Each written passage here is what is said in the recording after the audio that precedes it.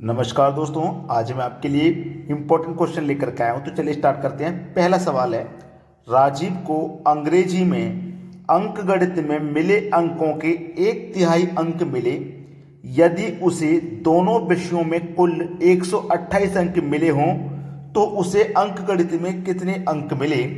देखिएगा, अंग्रेजी और अंकगणित, अंग्रेजी और ये हो गया अंकगणित, दोनों का जो रेशियो है वो क्या है, 1/3। 1/3 का मतलब अगर अंग्रेजी में 1 मिला होगा तो अंकगणित में 3 मिला होगा, यही तो कहा गया है। चलिए, ये इनका अनुपात हो गया और दोनों को कुल मिलाकर, दोनों विषय में कुल मिलाकर 128 अंक मिले हैं।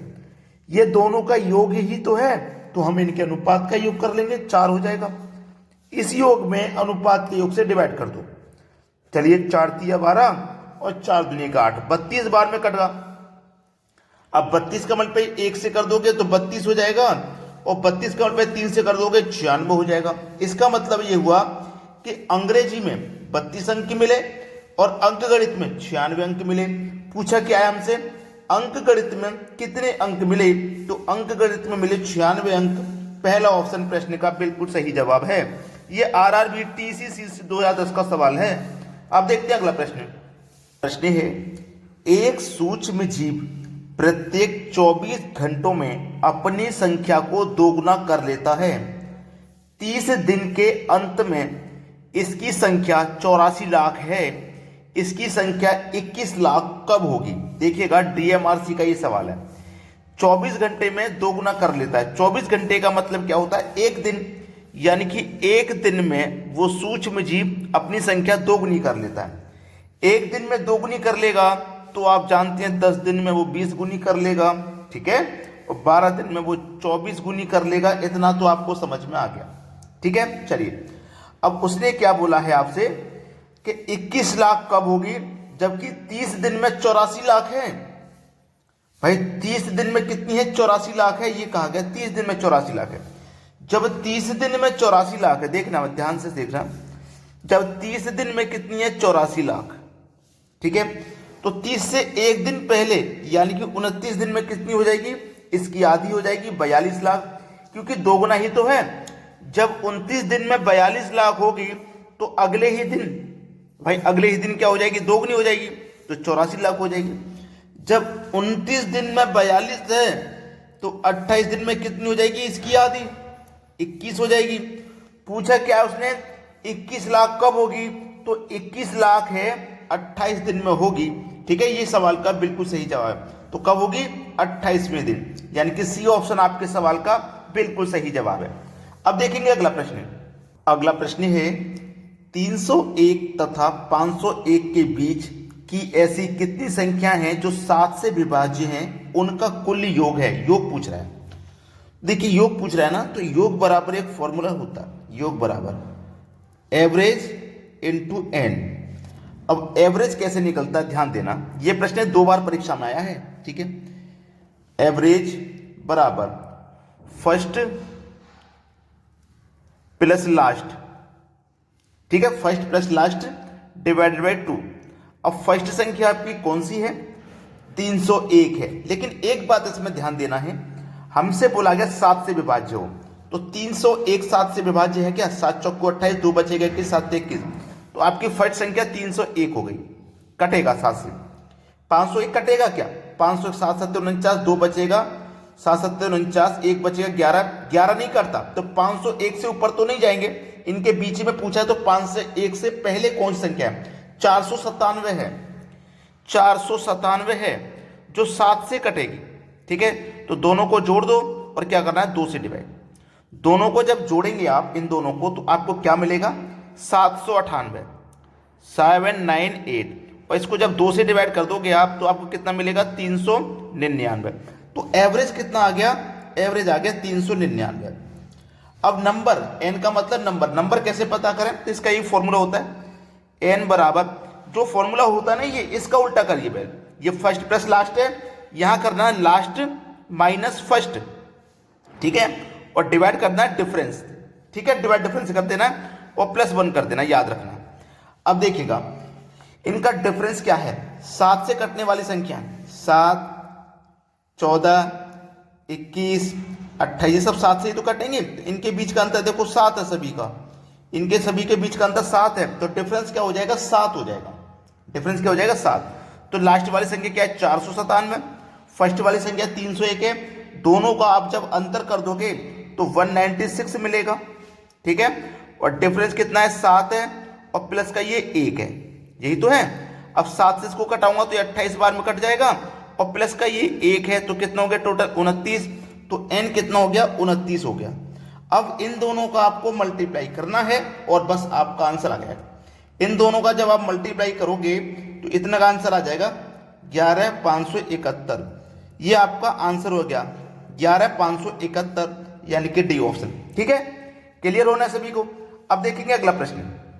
अगला प्रश्न है भैंसों तथा बत्तखों के एक समूह में सिरों की संख्या के 2 गुने से 24 अधिक पैर हैं, भैंसों की संख्या समूह में कितनी है। देखिएगा ऐसा प्रश्न कभी भी आए तो आप क्या करेंगे, भैंस को आपने क्या किया x मान लिया, बत्तख को आपने y मान लिया, और जो सिर की संख्या है उसको आप z मानेंगे, ठीक है। चलिए अब यहां पे देख लेना 24 अधिक पैर हैं 2 गुने से, यानी कि सिरों की संख्या के 2 गुने से 24 अधिक पैर हैं। सिरों की संख्या कितनी है हमें नहीं पता, लेकिन उसके 2 गुने से अधिक पैर हैं, ठीक है।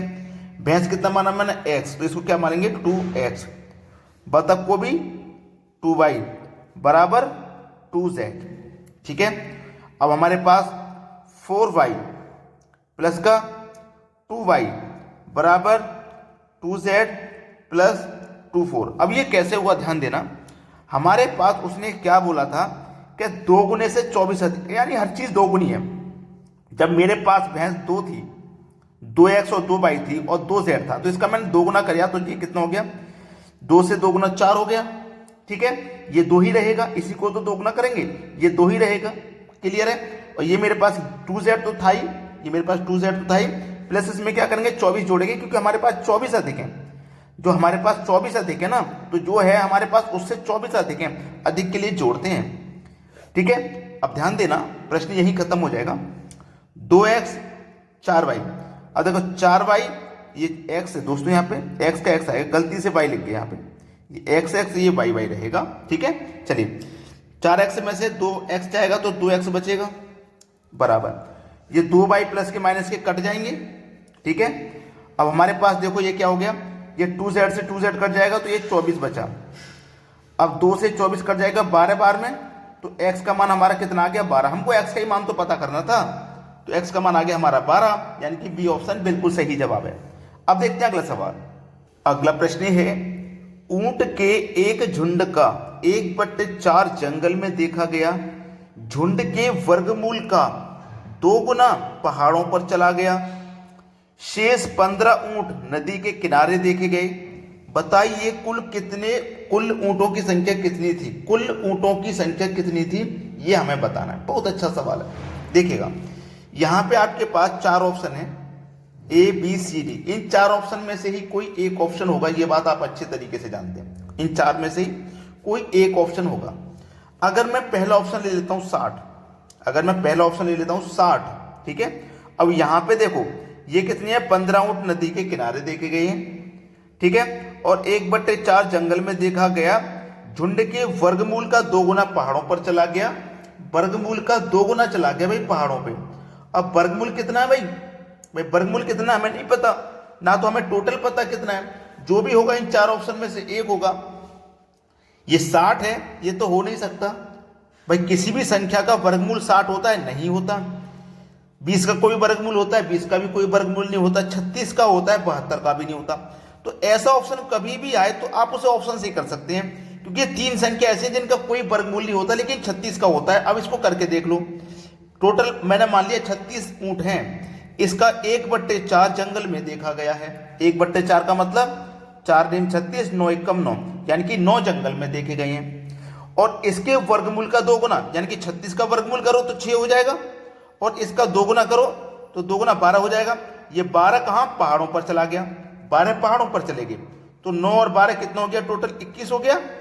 और 15 नदी किनारे देखे गए, तो 15 जोड़ दो इसमें, तो 21 और 15 मिलके 36 हो गए ना टोटल, तो टोटल 36 ही तो हो गए, यानी कि सी ऑप्शन हमारा सही जवाब है। लौट के वही आंसर आ गया ना 36। सभी को समझ में आ गया प्रश्न। अब देखेंगे अगला सवाल। अगला सवाल है, एक पेड़ प्रति वर्ष अपनी ऊंचाई का 1/8 बढ़ता है। यदि आज उसकी ऊंचाई 64 सेंटीमीटर हो तो 2 वर्ष पश्चात पेड़ की लंबाई क्या है। देखिएगा ध्यान से, हमारे पास 1/8 है ना, अब ये बढ़ता है तो बढ़ने का मतलब क्या है, 8 में 1 बढ़ेगा तो 9, तो 9/8 हो जाएगा। ऊंचाई कितनी आज हमारे पास 64, बढ़ता कितना हमारे पास 9/8 ही तो बढ़ता है। एक साल में बढ़ेगा 9/8 और 2 वर्ष में बढ़ेगा, यानी कि 2 बार बढ़ेगा 9/8। अगर 3 वर्ष होता तो इसी को 3 बार लिख देते, ठीक है, बस सवाल खत्म। 8 8 64, 8 से 8 ये कट गया, 9 ने 81, सवाल खत्म। 81 सेंटीमीटर, ये प्रश्न का आप बिल्कुल सही जवाब हो जाएगा। तो आप सभी को क्या करना है, वीडियो को लाइक और शेयर करना है, इतना काम जरूर कीजिएगा। ठीक है दोस्तों, धन्यवाद।